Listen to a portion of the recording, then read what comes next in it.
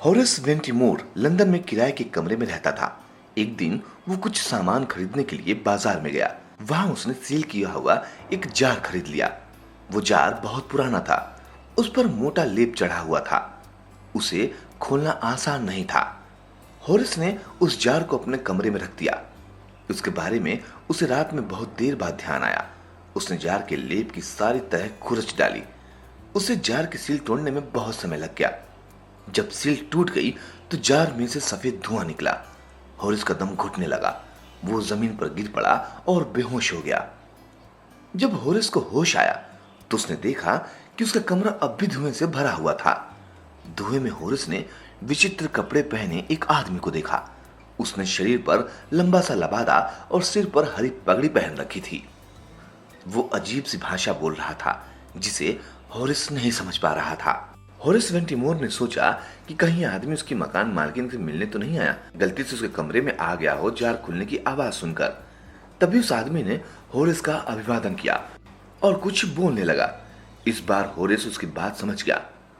धन्यवाद मुझे जार से बाहर निकालने के लिए, वो आदमी बोला।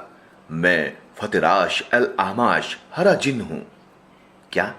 हॉरिस चौंकते हुए बोला।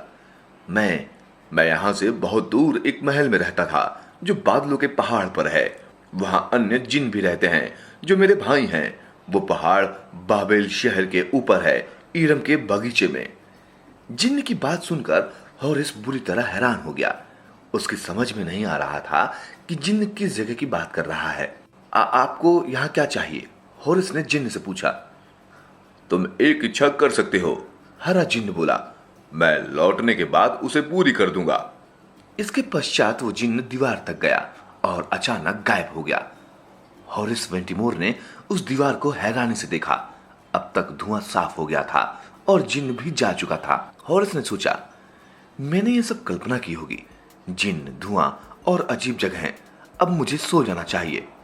फिर हॉरिस वेंटिमोर अपने बिस्तर पर जाकर लेट गया और उसने मन ही मन में बोला, अगर हरा जिन्न वापस लौटता है तो मैं उसे दिखाने के लिए डॉक्टर के पास ले जाऊंगा।